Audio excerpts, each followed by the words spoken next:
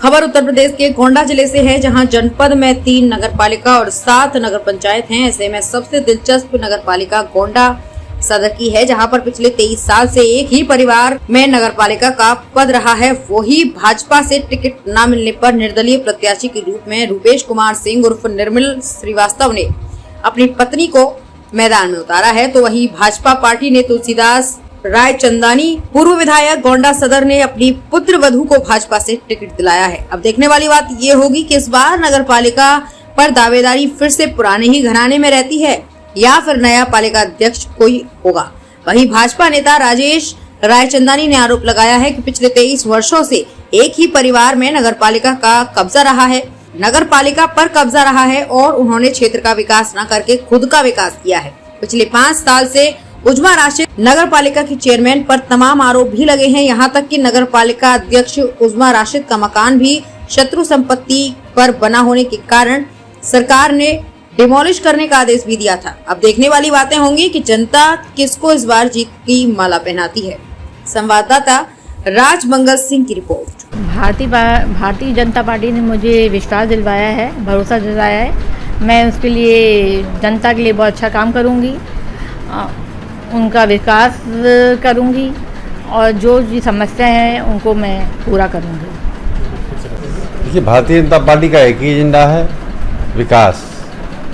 सबका साथ, सबका विकास, सबका विश्वास और सबका प्रयास। देखिए, एजेंडा तो सभी ने किया, तो मगर आप कितना खरा उतरेंगे अगर जनता आपको आशीर्वाद देती है? देखिए, पूज्य योगी आदित्यनाथ जी के नेतृत्व में उत्तर प्रदेश में हमारी सरकार चल रही है और केंद्र में प्रधानमंत्री मोदी जी के नेतृत्व में पिछले 9 वर्षों से सरकार चल रही है और हम विकास के लिए एक संकल्प हैं। एक विकास ही है जो आपको दिखाई देगा आने वाले 5 सालों में, अगर जनता मुझे विश्वास देती है तो। मैं तो ये कहूँगा कि जो समाजवादी पार्टी की वर्तमान में प्रत्याशी हैं और पिछला 5 वर्ष का कार्यकाल उनका आज़ादी की बात से सबसे भ्रष्टाचार से मतलब अभूतपूर्व भ्रष्टाचार हुआ है इस कार्यकाल में। ज़मीनों की बंदर बांट हुई है, पीएफ घोटाला, कोई ऐसा काम अच्छा नहीं कर पाई हैं वो सिवा भ्रष्टाचार के, बिल्कुल। और सरकार ने नकेल भी कसी है, इस पर जांच भी चल रही है उनके खिलाफ और सरकार जीरो टॉलरेंस पर काम कर रही है। आने वाले समय में आप देखेंगे कि भारतीय जनता पार्टी का अगर परचम यहाँ पर, जैसा कि मुझे विश्वास है कि इस बार 23 साल का सूखा ख़त्म होने को है और यहाँ पर कमल खिलेगा। मैं यहाँ की जनता जनार्दन से, सम्मानित नगरवासियों से अपील करता हूँ कि गोंडा शहर के विकास के लिए जो पिछले 23 वर्षों से रुक सा गया है, यहाँ पर भारतीय जनता पार्टी को एक मौका दें। लक्ष्मी रायचंदानी के लिए कमल पर मुहर लगाकर वोट करें और यहाँ पर एक तीसरा इंजन विकास में, यह डबल इंजन की हमारी सरकार चल रही है, उसमें एक और इंजन जोड़ के इस शहर के विकास को तीव्र गति प्रदान करने की कृपा करें। नहीं, ये चुनाव के कारण रुक गया है और पूर्व में प्रशासन ने उनको नोटिस भी दे दिया था कि मकान आप खाली करिए और उनके पिताजी की तबीयत उस समय ख़राब थी तो शायद प्रशासन ने कुछ दिन की मोहलत दी थी और चुनाव घोषित हो गए हैं। चुनाव के बाद प्रशासन उचित समय पर उचित निर्णय लेगा। समाजवादी पार्टी से सबसे पहले तो मैं सभी का शुक्रिया अदा करना चाहूँगी, अपने राष्ट्रीय अध्यक्ष श्री अखिलेश यादव जी का और जिला अध्यक्ष अर्षद चचा का और सभी लोगों का जो इस पार्टी से जुड़े हुए लोग हैं, राजेश दीक्षित अंकल का, सभी का, जिन्होंने मुझे मेरे ये टिकट मिलने में सबने बहुत कोशिश की है और मुझ पर यकीन किया है। और मैं अपनी तरफ से पूरी कोशिश करूँगी कि जो 5 साल गुजर गया है उसमें तो बहुत ही चीज़ें नहीं हो पाई हैं कोरोना की वजह से, लेकिन मैं इस बार कोशिश करूँगी कि जो चीज़ें नामुमकिन अगली बार हुई हैं उसको मैं मुमकिन करूँ।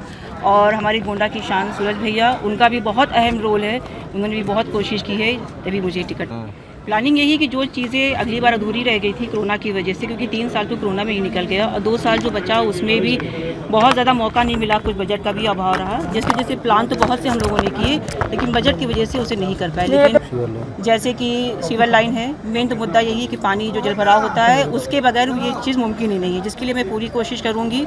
पार्किंग बहुत ज़रूरी है। इसके अलावा जो मैंने सोचा है पार्किंग चटोरी गली से मतलब ये होता है कि सारे स्टॉल एक ही एरिया में रहें जहाँ सभी इकट्ठा थोड़ा एंजॉय के हिसाब से।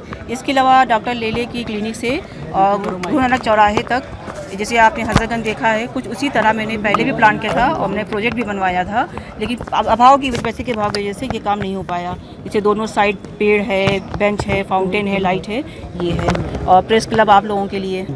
देखिए सबसे पहले मैं आपको ये बता दूं कि जिस वक्त उस ज़मीन को लिया गया था उस वक्त मेरे मतलब वालिद मोहतरम जो है उन्होंने लिया था, उन्हीं के कार्यकाल में ये ज़मीन ली गई थी और उस वक्त वहाँ पे बिल्कुल आबादी नहीं थी, आज से बहुत साल पहले। लेकिन जब जाहिर सी बात है धीरे धीरे वहाँ पे आबादी हो गई तो लोगों को परेशानी हो रही है और हम लोगों ने अपने कार्यकाल में बहुत कोशिश किया कि ज़मीनें ढूंढें, हर तरह से कोशिश किया कि ज़मीन मिल जाए जिसको हम लोग वहाँ पे उसको ट्रांसफ़र कर दें, लेकिन ज़मीन मिल नहीं पाई। जाहिर सी बात है कूड़ा जैसे यहाँ पर है लोग परेशान होते हैं और जहाँ भी उसको शिफ्ट करेंगे चाहे वो गाँव हो चाहे वो शहर हो वहाँ भी लोगों को परेशानी ही होगी, तो कल को फिर वहाँ से हटाते रहेंगे। तो कुछ ऐसा मैंने सोचा है, इंशाल्लाह मैंने प्लान किया है, कुछ ऐसा करना है कि ताकि वो मसला इधर उधर जैसे आज कहीं और शिफ्ट कर दें, कल फिर वहाँ परेशानी हो, फिर कहीं